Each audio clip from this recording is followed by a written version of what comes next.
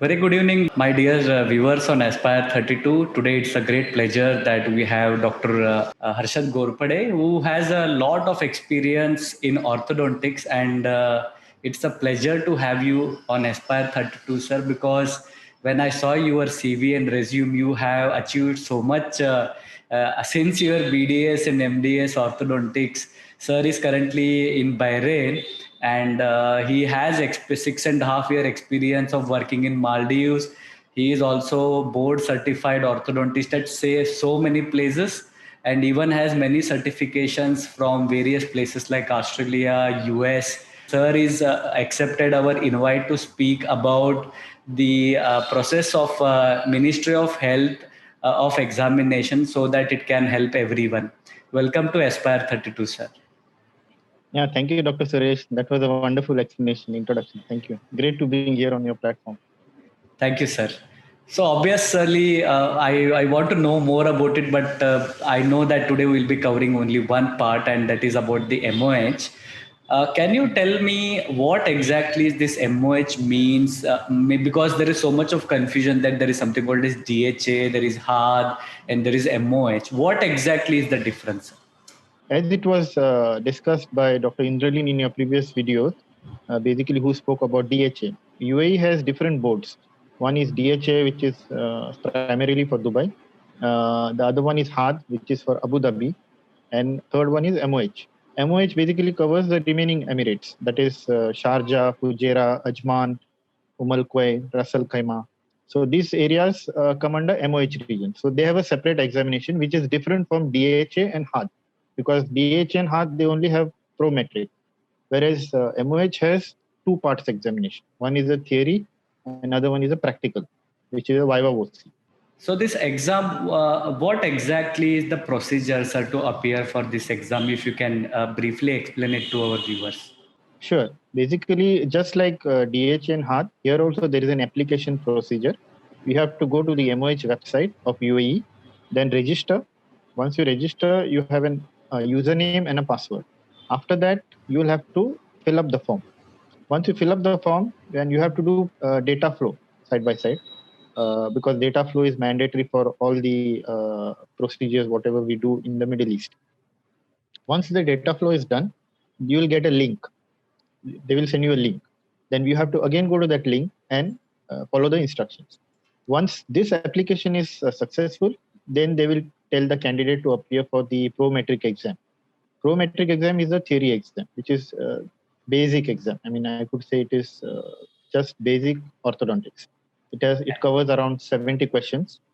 Once you pass that exam, once you appear that exam, the result will not be notified immediately. It will be announced in a week's time. Once that is done, then they will tell you that you will have to come to UAE to give Viva OC. So that is the main catch of this examination, because almost everybody clears the theory exam, but the Viva OC is something in their hands, and you have to really be good enough to defend your cases.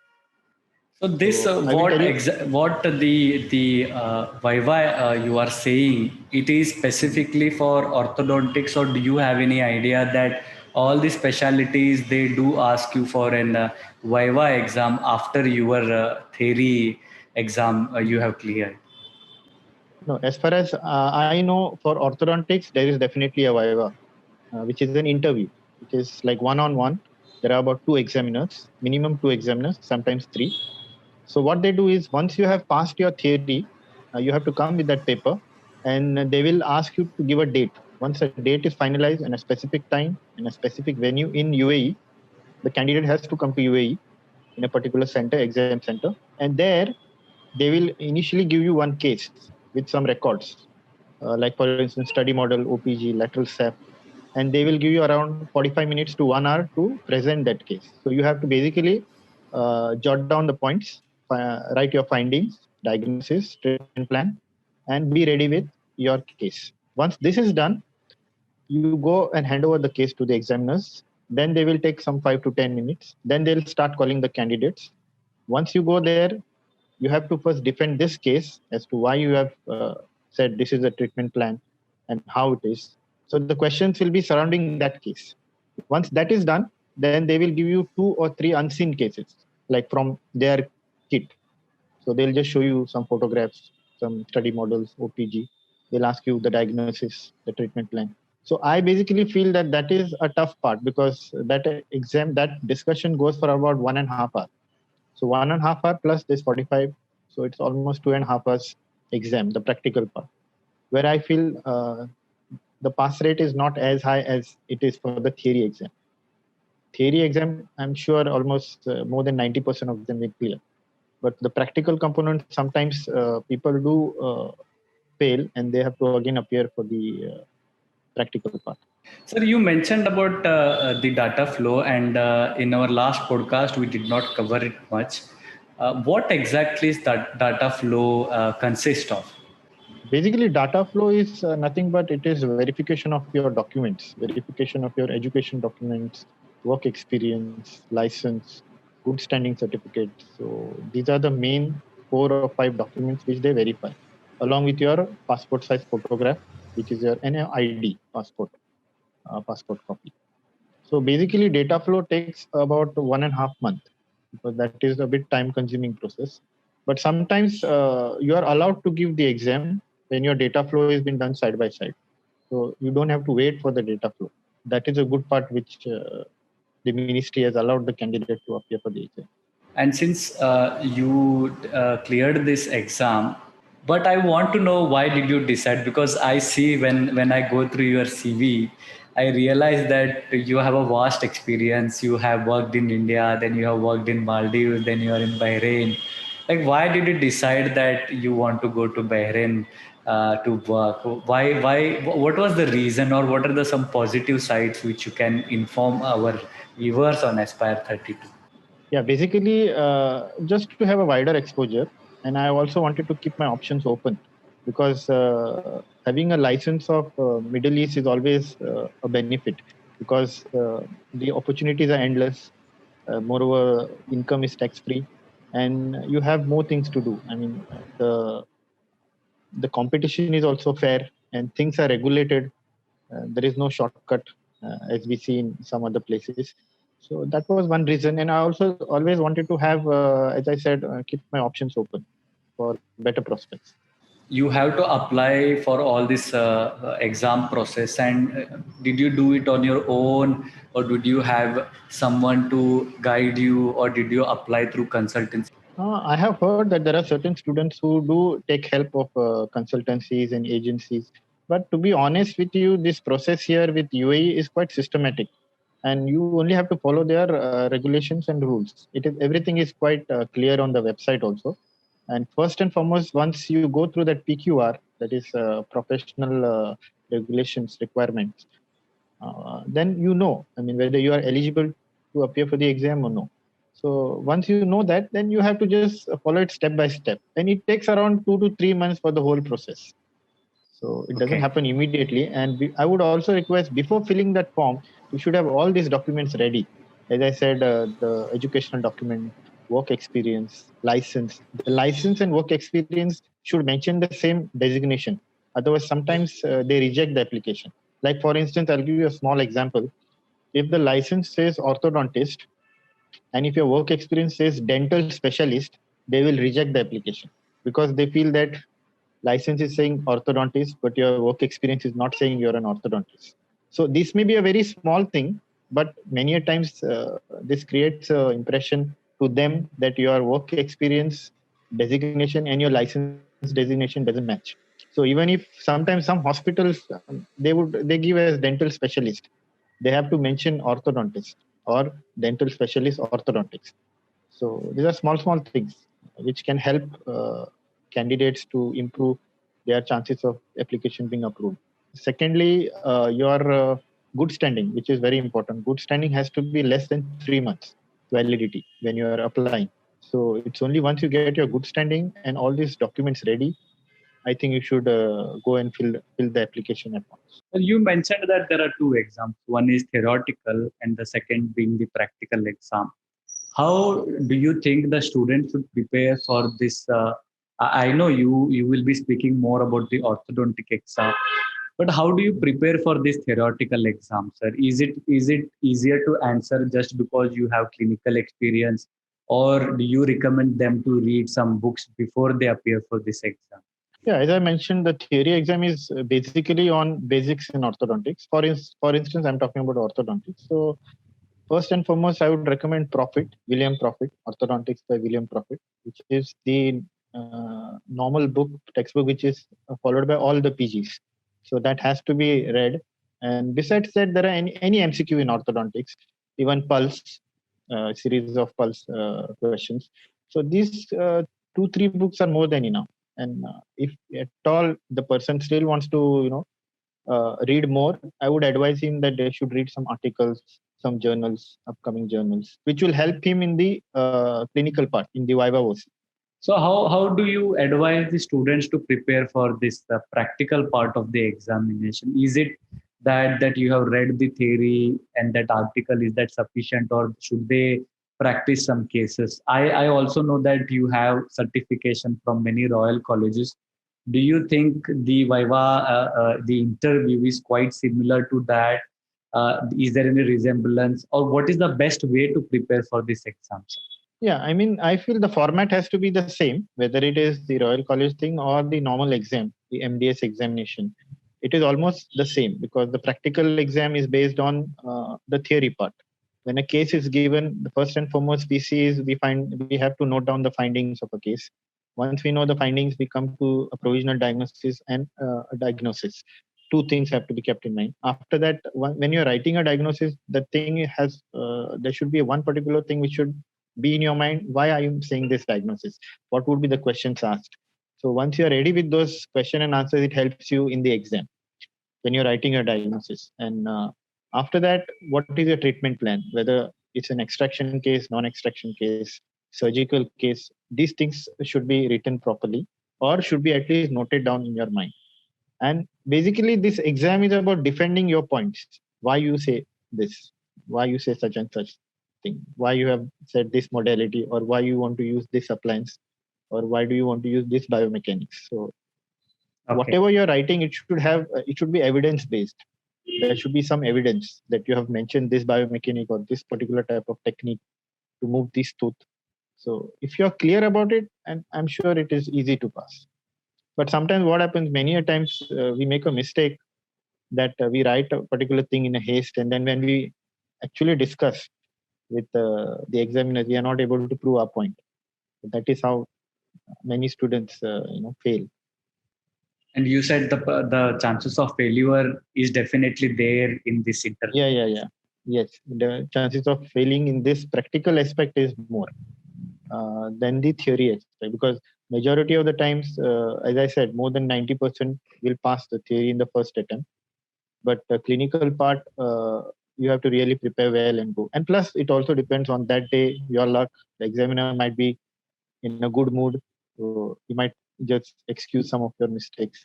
But at So the same that time, mood is also very important. yes, of course, their mood is also important. Yeah. That I think that sometimes may call for a bias, but I'm sure everybody is very careful because they are also deciding someone else's future and all the efforts when they are taking the exam.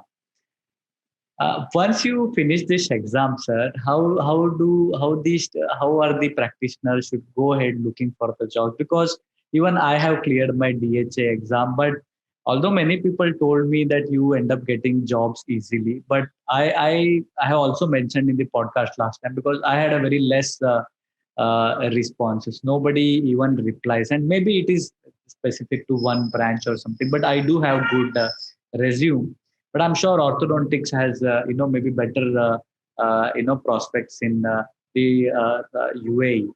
What is the important things when somebody gets this licensure after they're clearing the exam? How should be their approach? Yeah, basically, after clearing the exam, they give you something called as evaluation certificate or eligibility certificate. So that is the permission for you to apply for a license. That is not a license. Okay. That paper which they give you is a permission for you to apply to an employer. So that paper now, again, the validity is different in DHA, HAD. As far as MOH is concerned, the good news is the validity is for 5 years. The Okay. eligibility certificate, yeah, it is valid for 5 years. Initially, it was 1 year, but now they are giving it for 5 years. So that is a good point, that you have 5 years to search for a job, and get a license. So as you asked me about searching for a job, there are a couple of sites. One is timesjob.com, and I would recommend indeed.ae, and nowadays LinkedIn. That's also a good social site where they post a lot of vacancies. Yeah, and this is applicable to all the specialties, including endodontics, restorative dentistry, pediatrics, all these specialties, not only orthodontics. So these are some of the recommended websites, I would say. Person has to keep a check. So I'm sure, sir, your resume has a lot of things. You have so much of international experience. Do you think someone who has recently, I think there may be minimum 3-year post MDS experience to get the specialty orthodontics or any specialty license? Correct. So do you think is it easier to get the job just after completion of 3 years, or do you recommend them that you should have some additional certification or work somewhere else and then get this MOH? What will improve their prospects to get a job? To be very honest, nowadays it is very competitive to get a job because it's not been like before. Because the number of applications, the number of candidates outweigh the number of job vacancies. So that is the reason I wouldn't say it is easy to get a job. But yeah, you have to keep trying, and every person's destiny and luck is different. So anyone who is minimum 3 years and above should try, because there's no harm in trying. But there's no guarantee that you will get a job, because now, to be very honest, there are so many people who've had eligibility certificate or evaluation certificate for more than 1 year, 2 years, but still struggling to find good jobs, good opportunities. So there has been some amount of competition. At the same time, a saturation factor has crept in somewhere. So when I see the ads on when I was applying, I saw that many places they mentioned that Western practitioners should apply. Do you think that is also adding up to the competition? Yeah, to a certain extent, but not wholly or totally. But yeah, it's always an advantage that if you have some Western experience or some Western certification or some kind of accreditation, it might help. It might help in the long run. If you can give some information regarding what are the usual expenses, like, and if depending on that they should decide how much salary they should think before they come there. What should be the ideal salary for orthodontist if someone wants to make a decision to go to this Bahrain or maybe some other places in the UAE? Nowadays, the salary is there is no fixed salary, because most of the cases it is based on salary plus commission. Now, commission is they give you a target that you have to earn this much for the clinic, and beyond that, there is some amount of percentage. That could be that percentage can range from 25%, 30, 35%. So, but the basic I would say should be around 15,000 dirhams and above. So, but there is no fixed pay scale as such. So it is difficult to say, because it would vary from employer to employer and clinic to clinic, and again, which group the person is associated. Okay. But on an average, it's a decent start for an specialist dentist, I would say, in UAE. Sir, obviously, many people go to UAE maybe as want to work as a consultant or a practitioner. What opportunity do they have to join the academics? Do you see any scope to join the academics as like in India if they have the certification? Yeah, sure. There are definitely opportunities in the academic side also, because there are some couple of few. I mean, not compared to India. Definitely, the academic institutions are less in UAE, but there are some good institutes which are tied up with some Western groups also. But the only factor which they need is you have to have a teaching experience to join those academic institutes. So in addition to this specialist license, they will also ask for a teaching experience from a recognized university or college in India or elsewhere. Do you think there are opportunities to upgrade your knowledge, your skill once you get into this job? Do you have that scope, sir? In terms of upgradation, the ministry in UAE, I think, and even in Bahrain, they have introduced something called CME points or CDE points. There is continuing dental education point, which are mandatory, like 30, 40 points per year is necessary. And these points are related to your license renewal. So if there is any doctor who is not able to get or collect these points every year, his license will not be renewed. So basically, it is made mandatory and compulsory for an update for each and every doctor. In terms of doing upgrades, it is again up to the candidate. Nowadays, there are so many webinars and online certifications and also on-campus certifications. So any time any candidate or doctor wants to pursue, he can always do it. Sir, of course, there are always some positive sides and negative sides of any place. Do you have any negative things in Bahrain which maybe Indian people may find difficult to adjust? Anything, any important points, sir? To be very honest, I don't recollect any negative points because the community is so together that Indians don't feel they're out of India. It is like a second home for majority of the Indians, whether it is Bahrain or UAE. I mean, it is the same because that is the advantage of being in the Middle East and Gulf region.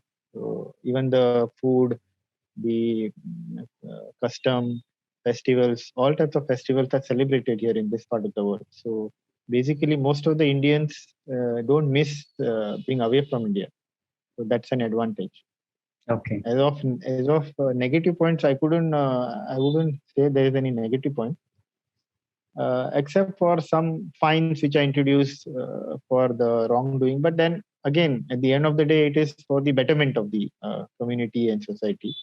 Sir, I also want to know, is there any difference in the work culture as an orthodontist in UAE compared to India? To be very honest with you, there is not much difference in the working pattern. It's almost the same. The technique and the material, everything is almost the same.